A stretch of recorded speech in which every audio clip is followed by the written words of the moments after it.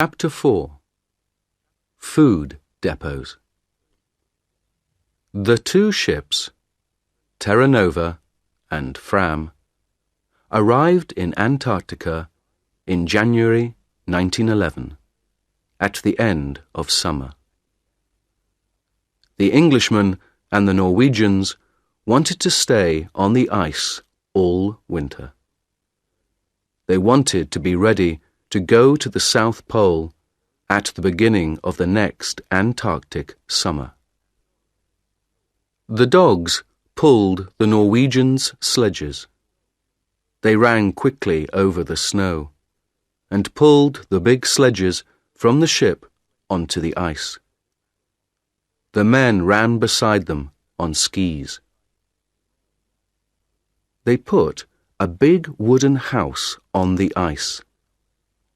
The house was full of food and skis and sledges. They called it Framheim. Outside the house, the dogs lived in holes under the snow. When the house was ready, the men made their first journey south. Before the winter, they wanted to take a lot of food south and leave it in depots. For the long journey to the pole, they needed a lot of food, and they couldn't carry it all with them. On February 10th, 5 men, 3 sledges, 18 dogs, and half a ton of food left Framheim and went south. It was easy. The weather was warm for the Antarctic, between -7 degrees centigrade and -17 degrees centigrade. The snow was good, and the dogs and skis went fast.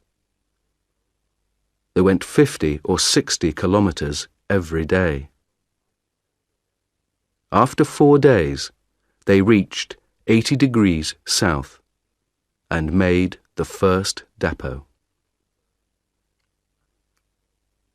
Amundsen made his depot very carefully. It was very important to find it again next summer. So he put a big black flag on top. Then he put 10 flags to the east of the depot, each flag half a kilometre from the next, and 10 flags to the west.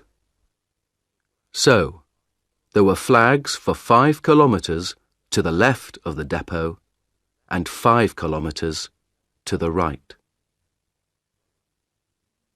Then they went back to Framheim and took some more food south, this time to 82 degrees south.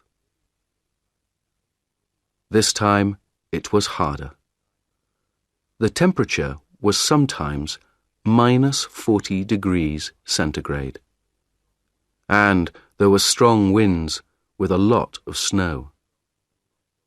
The dogs and men were very tired, and the tents and boots were bad. At the second depot, they put out 60 flags to help them find it again. They came back to Framheim on March 23rd. It was nearly winter in the Antarctic. Their ship, Fram, was far away now, near South America. They were alone on the ice. Oates went with Scott to make the first British depot. They left Cape Evans on January 25th.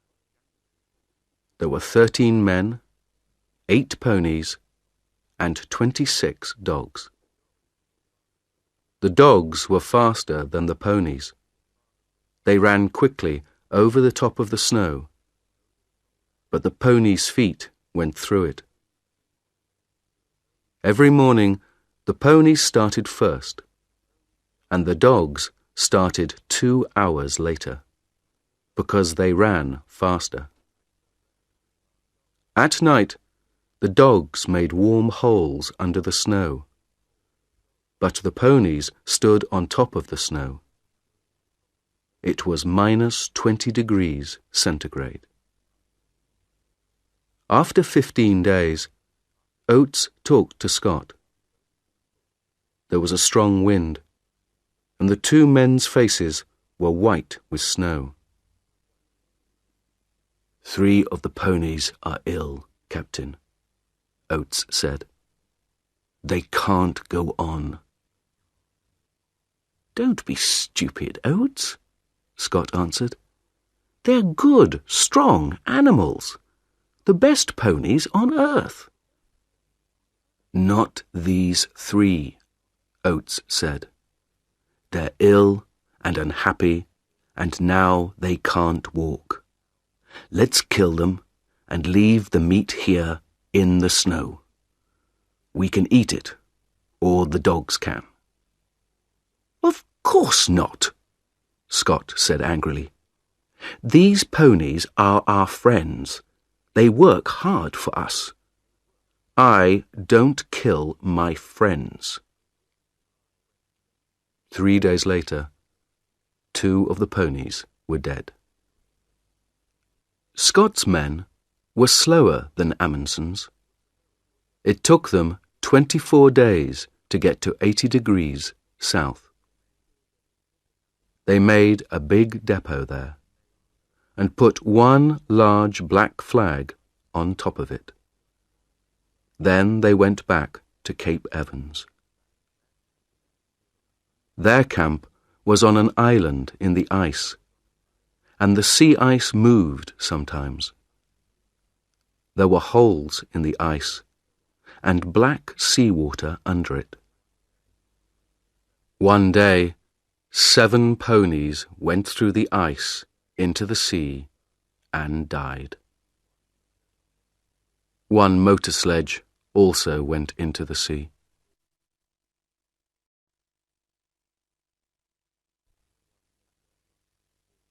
Chapter 5. A long, cold winter. It was dark for 4 months. Outside the wooden house at Framheim, it was often -60 degrees centigrade. The dogs lived in warm holes under the snow. The men stayed in the house and worked in their rooms under the snow. The skis and sledges came from the best shops in Norway, but Bjaaland wasn't happy with them. He changed a lot of things on the skis and sledges. Soon, the sledges were stronger than before. The skis were better and faster too. All the Norwegians worked hard. They looked after their dogs and worked on their equipment, the sledges, skis, tents. Every day they thought about their journey to the pole and talked about it. And every day Amundsen thought about Scott. One day, in midwinter, he talked to his men. "Let's start early, before Scott," Amundsen said. "Remember, Scott has more men than us, and he has motor sledges too. Perhaps they can go faster than us." Bjaaland laughed. "Oh no, they can't go faster than me," he said. "On snow, nothing can go faster than a good man on skis." "We don't know," Amundsen said. "You're the best skier in Norway, but you get tired, and dogs get tired too. Motor sledges don't get tired. They can go all day and all night." Johansen laughed angrily. "That's stupid," he said. Perhaps the motor sledges can go all night, but the Englishmen can't. The English can't win, Roald. They don't understand snow, but we do. And they're too slow. Perhaps, Amundsen said, but I want to win this race. So we're going to start early. Do you understand? It was quiet and warm inside Framheim. Bjaaland looked at Amundsen and thought about the long, cold journey in front of him. He thought about the dogs in their holes under the snow and listened to the wind over the house. When, Roald? He said quietly. On August 24th. The sun comes back on that day. We start then. But we can't, Johansen said.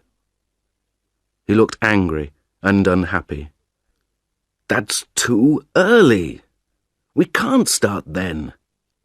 It's dangerous and stupid.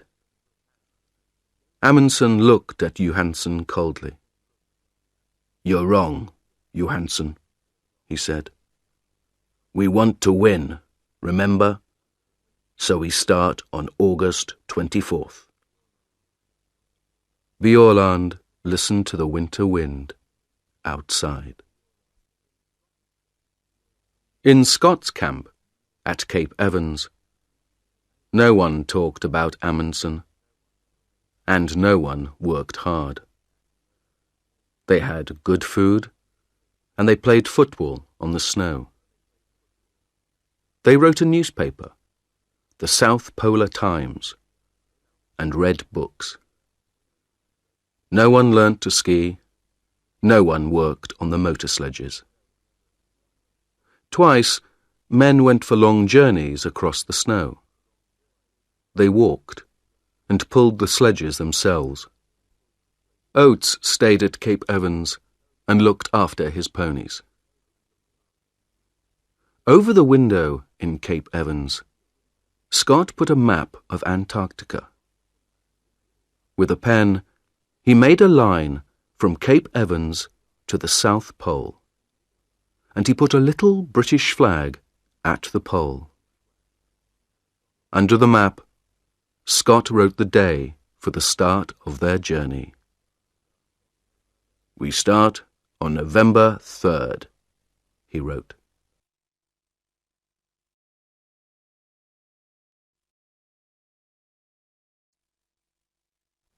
Chapter 6. A Bad Start. On August 23rd, the Norwegian sledges were ready. They took them outside, and the dogs pulled them across the ice. The sun came up for half an hour, but it was too cold, minus 46 degrees centigrade. They could not travel in that weather. They went back to Framheim and waited. They waited 2 weeks, until September 8th. Then, with the temperature at minus 37 degrees centigrade, they started. They ran happily across the snow to the south. 8 men, 7 sledges, and 86 dogs. Only Lindström, the cook, stayed behind in Framheim. At first, everything went well. They went 28 kilometers on Saturday and 28 kilometers on Sunday. It was easy.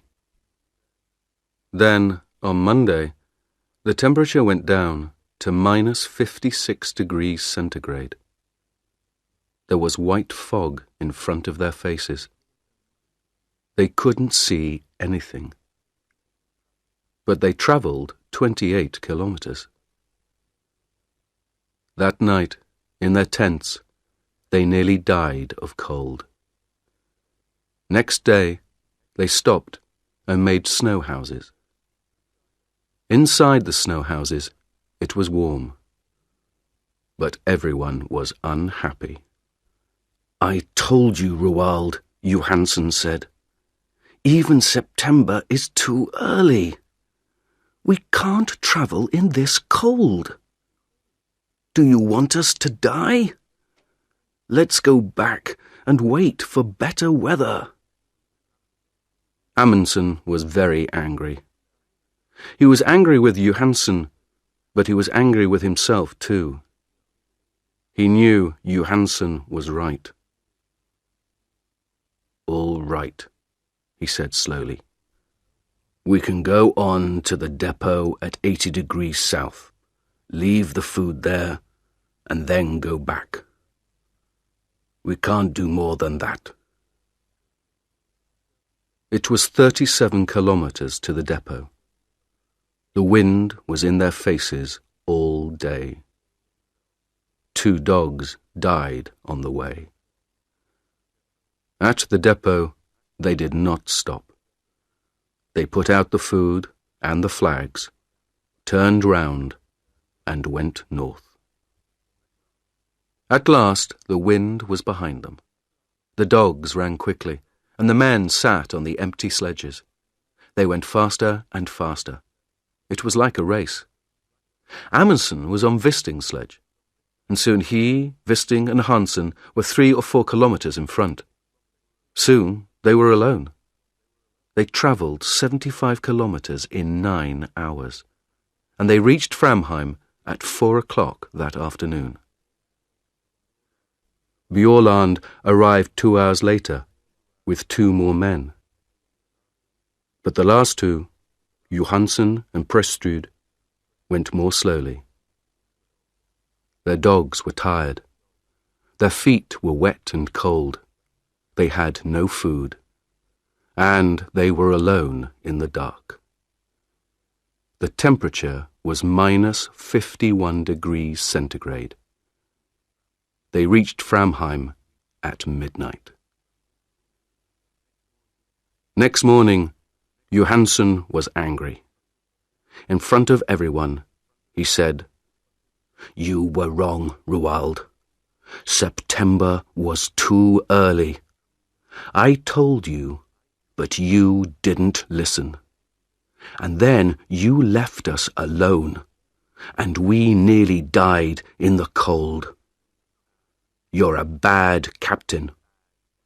I'm a better captain than you are." Amundsen was very angry. But at first, he said nothing, because he knew that Johansen was right. Then, that evening, he gave a letter to Johansen. It said, "You aren't coming to the pole with me. When I go south, you can take some dogs and go east to King Edward VII land. You can go with Prestrud and Stubberud. You can be the first men to go there, but not to the South Pole." The Norwegians stayed in Framheim and waited. They lay in bed, listened to the wind outside, and thought about Scott and his motor sledges.